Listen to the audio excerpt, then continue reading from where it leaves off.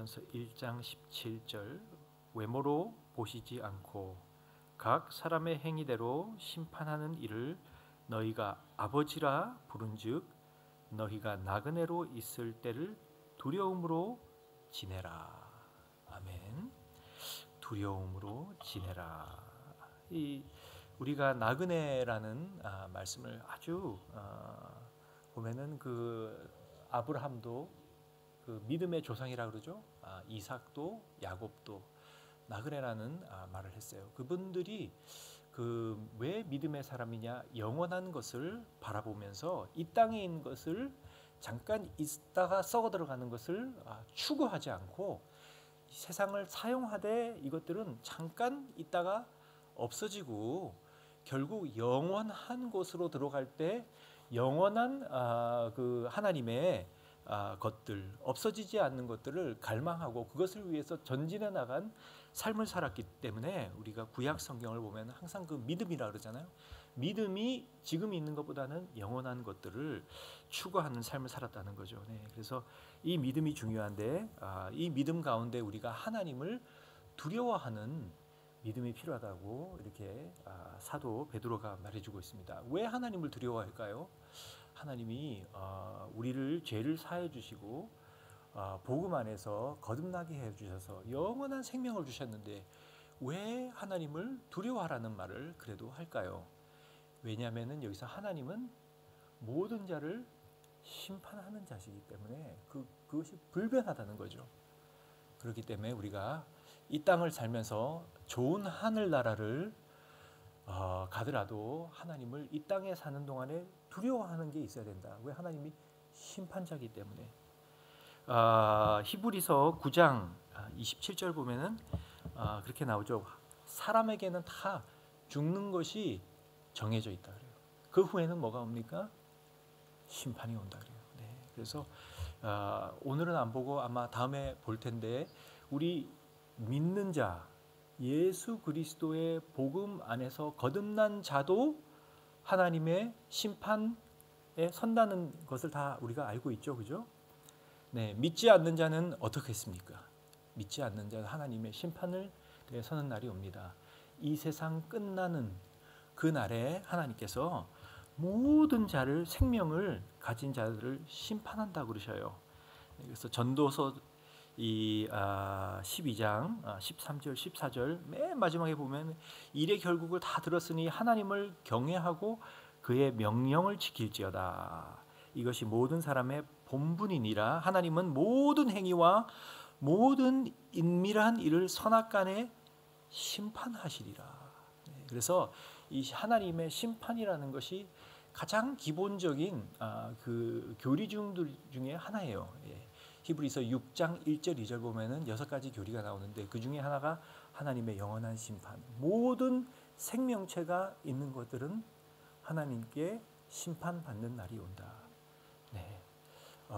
왜 심판을? 하나님께서 우리에게 생명을 주셨고 이 우주를 하나님께서 지으시고 하나님께서 창조주실 뿐만 아니라 우리에게 생명을 주신 생명의 주인이기 때문에 하나님만이 자신의 창조물인 모든 생명체를 심판할 절대적인 권위와 책임을 가지고 계세요. 그것들을 볼 때 우리가 이 세상을 살면서 다 이 성공했냐 실패했냐를 굉장히 우리가 서로 견제하고 비교하지 않습니까? 정말 성공의 삶이냐 실패의 삶이냐는 것은 지금 우리가 알 수가 없어요. 성공한 것 같지만 안 그럴 수 있고 실패한 것 같지만 전혀 아닐 수 있다는 거죠. 그래서 예수님께서 여러 번 계속해서 말씀하시죠. 마지막 된 자가 먼저 되고 먼저 된 자가 마지막 된다. 지금 우리가 이 땅에서 성공하고 잘된 것 같다, 축복받은 것 같다고 해서 항상 끝이 그렇다는 건 아니에요. 우리가 정말 잘 살았느냐 그렇지 않느냐는 언제 나옵니까? 죽고 난 다음에 하나님 심판에 쓸 때 그때 나오는 거예요. 그때 주님께서 각 사람에게 그의 인생에 대해서 잘했다, 그렇지 않았다 한마디 하실 거란 말이에요. 그 한마디에 우리 삶의 결정체가 온전하게 결정되는 거예요. 주님 한마디, 다른 사람의 아무런 박수갈채도 아무런 효과가 없어요. 예수님께서 한마디 착하다, 충성된 나의 종아, 주의 기쁨에 참여해라고 하든지 그렇지 않든지. 근데 우리가 주로 다 그렇게 말을 하지 않습니까? 다 착하다, 충성되다, 모든 사람에게 이제 하늘 날아갈 때 다 그렇게 해주는데 그 말씀을 잘 보면요, 모든 사람이 받는 게 아니에요. 절대. 주님께 모든 우리 기독교인들, 정말 예수 그리스도 안에서 거듭난 자들이 다 잘했다고 칭찬받는 게 아니란 말이죠. 그래서 그 하늘 날아갈 때 요한계시록 보면 하나님께서, 아버지께서 우리의 눈물을 다 닦아준다는 말씀이 있지 않습니까? 그렇죠? 왜 그럴까? 저는 생각해 봤어요. 제 나름대로 두 가지가 부류가 있지 않을까. 눈물을 닦아주신대요. 그 중에 어떤 기독교인들은 왜 눈물이 그렇게 많이 날까요? 단 한 번 사는 건데 그렇게 아둥바둥 나를 위해서만 살지 말걸, 그렇게 안 살아서도 되는데, 후회에서 나오는 큰 눈물이 있지 않을까 저는 생각합니다. 아멘. 네. 한 번이에요. 그리고 결정된 거예요. 한 번 살고 우리의 삶이 관역을 마치는 화살이었나 삐뚤어진 화살이었나. 이렇게 세상을 보면은 다 자기 자신을 위해서 주먹을 웅크리고 그렇게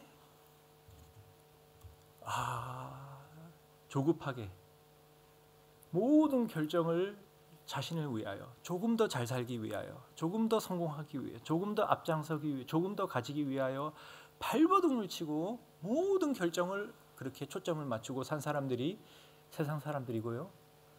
그리고 우리 믿는 사람들은 여기 계신 모든 분들, 주님을 위해서 어떻게 헌신하고 주님의 영광을 위하여 살 수 있을까 몸부림치는 우리들은 그날 가면 결산날입니다.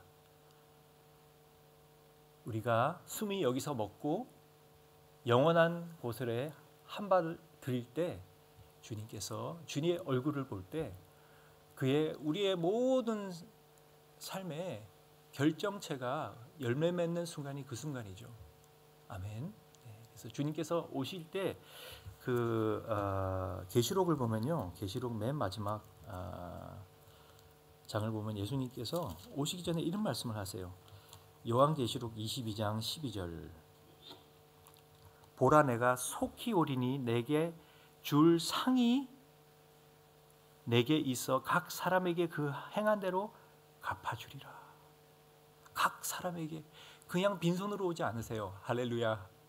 주님께서 다시 오실 때 상을 손에 들고 오신대요. 할렐루야. 우리 상 받는 날입니다.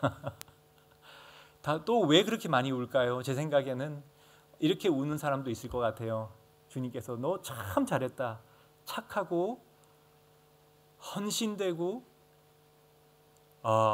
그 지혜로운 종아, 하고 예수님께서 큰 상을 우리에게 줄 때는 너무 놀라서, 제가 한 게 뭐가 있습니까? 저는 이를 받을 자격이 없습니다 하고 하염없이 눈물을, 너무 감격해서, 너무 송구스럽고 감격해서 눈물을 흘리는 사람도 있지 않을까. 네. 그래서 우리가 지금부터, 그날이 어떤 날이 될지는 정해지지 않았습니다.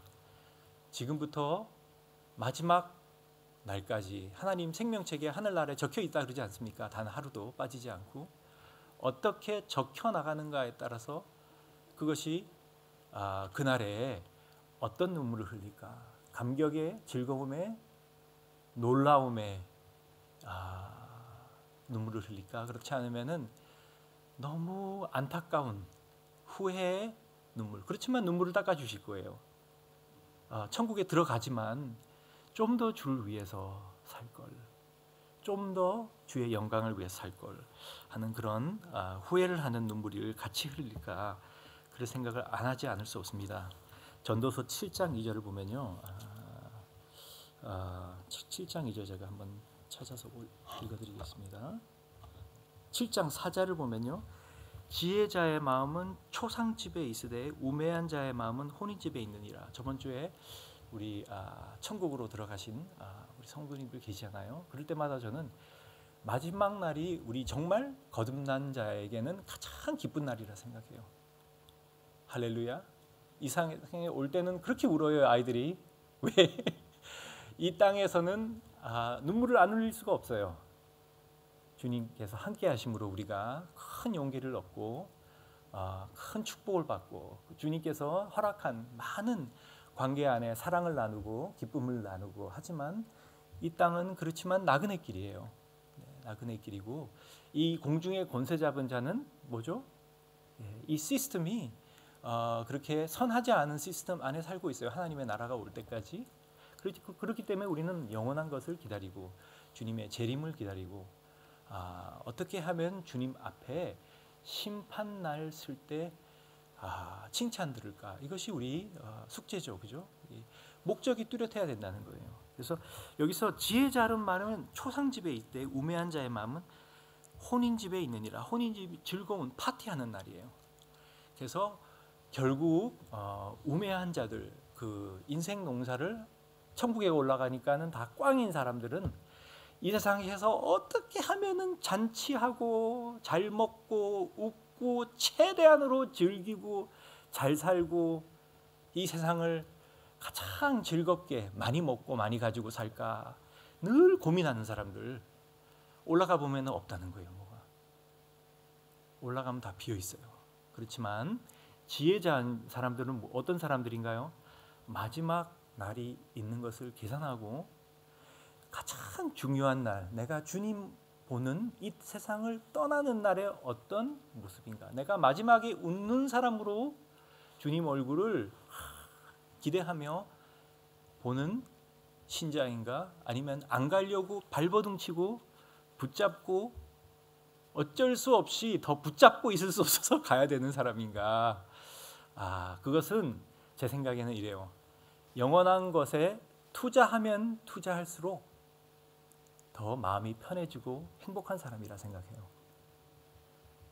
영원한 것에 주님이 뭐라 그러셨습니까? 우리 물질이 있는 곳에 마음이 있다 그랬어요. 마음이 있는 곳에 물질이 있지만은 물질이 있는 곳에 마음이 있어요. 우리가 시간과 우리의 가진 것과 우리의 달란트와 우리의 고민과 우리의 몸부림침이 영원한 것을 위하여 질주하는, 투자하는, 결정하는 삶들을 살면은 살수록 주님을 보는 날이 가까워올수록 즐겁다는 거죠.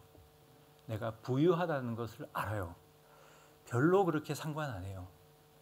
마음이 항상 즐겁고 기뻐요. 상 받을 날이 가까워온다는 것을 안다는 거죠. 할렐루야. 아멘. 그래서 이 심판자, 이 하나님의 심판함은 로마서 11장 33절 보면요. 사도 바울이 이렇게 얘기합니다. 깊도다. 하나님의 지혜와 지식에 풍성하며 그의 판단과 심판은 같은 말이에요. 여기서 헤아리지 못할 것이며 그의 길은 찾지 못할 것이로다. 너무 깊어요. 우리가 하나님의 심판을 다 이해할 수 없어요.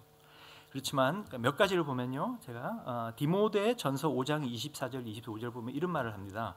사도 바울이 어떤 사람의 죄는 밝히 드러나 먼저 심판에 나가고 어떤 사람의 죄는 그 뒤를 따르니 이와 같이 선행도 밝히 드러나고 그러하지 않은 것도 숨길 수 없느니라. 무슨 말이냐면요, 하나님의 심판이 두 정도로 나눌 수 있어요. 어떤 거는 지금 이 땅에 우리가 하는 선과 악이 너무나도 밝히 드러나고 심판에 이른다는 거예요. 어떤 사람이 악하게 했는데 이렇게 돌고 돌아 하나님이 심판을 하셔서 이 땅에서 이것이 이러면 안 되는구나. 모든 사람이 보고 배우는 교훈을 갖는다는 거죠. 예를 들면 소돔과 고모라, 그죠? 하나님께서 원하지 않는 거였어요. 악한 것들이었어요. 하늘나라에서 불을 내리니까 다 망했어요. 그러니까 그 주위에 살아가는 사람들이 뭐라 그럴까요? 이러면 안 되는구나. 이게 죄구나. 하나님의 싫어하시는구나. 안다는 거죠. 그런데 어떤 것들은 현재 드러나지 않고 죽은 뒤에 그의 행실이, 그 심판이 그 뒤를 따른대요. 하나님께서는 인자하셔서 하나님은 심판하는 하나님이지만 심판하기를 원치 않으시고 오래 참으신다는 거예요. 그래서 많은 사람들이 죽기 전까지 그의 행실들을 알 수가 없다는 거예요. 전도서 8장 11절 보면 악한 일에 대한 징벌이 속히 실행되지 않으므로 인생들의 악을 행하는 데 담대하더라. 점점 더 담대해진다는 거예요. 사람들이, 사회가. 기독교인들은 이럴 때 하나님의 나라와 하나님의 의를 구하고 믿음으로 영원히 지금 하나님의 징벌과 정의가 구현되지 않더라도 하나님의 그 영혼에 들어갈 때 단 한 사람도 정의를 흐트러뜨릴 수 없고요. 잘한 것들은 나쁘게 나오지 않고 잘못 산 삶이 올바르게 절대 나오지 않는다는 거예요. 절대자이신 하나님의 주권 안에 절대적인 심판에 아무도 피해갈 수 없고 그것을 진리를 왜곡할 수 있는 사람은 단 한 사람도 없다는 거죠. 이것을 아는 것이 믿음이에요. 아멘. 그렇기 때문에 눈에 보이든 안 보이든 누가 뭐라고 하든 안 하든 우리는 하나님 말씀대로 살겠다. 결단이 되어 있는 거죠. 왜? 하나님 말씀대로 살면은 실패할 수가 없는 삶입니다. 아멘. 얼마나 많이 가졌든 얼마나 적게 가졌든 상관이 없어요. 잠깐 지나가는데 이 비싼 시드니 땅에 집이 있든 없든 좋은 차를 타든 나쁜 차를 타든 상관이 없어요. 말씀대로만 살았으면은 다 영원한 상급을 받고 성공적인 열매 맺는 삶이고 영원히 하나님 앞에서 빛나고요. 아무리 많이 가지고 아무리 다른 사람들이 잘했다고 박수를 쳐도 말씀에 부합하지 않으면은 이거는 꽝이에요. 실패한 인생입니다. 할렐루야. 한 절만 제가 더 읽어드리고 끝내겠습니다. 기도할 수 있도록. 이사야서 28장 21절을 보면요, 대저 야훼께서 브라심 사내와 같이 일어나시며 기본 골짜기와 같이 진노하사 자기의 일을 행하시리니 그 일이 비상할 것이며 자기의 사역을 이루시리니 그 사역이 기이할 것임이라. 브라심 산과 기본 골짜기는 하나님께서 갑자기 역사 가운데서 심판하신 곳입니다. 하나님이 보통 심판을 안 하시고 심판을 안 하시기 때문에 오래 참으시는 하나님이 보통인데 여기서 심판하는 날을 갑자기 있다는 거예요. 하나님의 그 사역을 이루신다. 하셔야 되는 미루고 미루는 심판을 하는 날이 온다는 거예요. 그 사역이 기이할 것이다. 영어로 보면 strange, unusual act. 하나님의 속성이 심판을 너무 싫어하세요. 그래서 오래 기다리지만 언젠가는 모든 사람이 연자몰 맷돌 가는 것 같이 하나님의 심판 앞에 선다는 거예요. 그래서 우리가 기도할 때 하나님 마지막 제가 주님 앞에 설 그날에 대한 깨달음을 주시고 계시를 주셔서 하루하루 주님의 눈을 의지하며 주님의 눈을 생각하며 살 수 있도록 바른 길을 항상 갈 수 있도록 축복해 주시옵소서. 네, 제가 한 4년 전에 한 석 달 정도 매일 책상에만 앉으면은 주님 심판대에 앉아 있는 것 같은 두려움이 마음에 떨릴 때가 있었습니다. 그냥 길 가다가도 떨리고 하나님이 무서워서 도망가고 싶은 떨림이 아니라 완전히 벌거벗은 것 같은 거예요. 변명할 필요도 아무것도 없어요. 하나님 눈에 아무것도 변명할 것이 없어요. 그래서 저를 하나님 나라 갈 때 제발 부끄럼 없이 웃는 얼굴로 주님 얼굴을 뵙는 것이 저의 소원입니다 하는 기도를 했는데 우리 다 이것이 소원 아니겠습니까?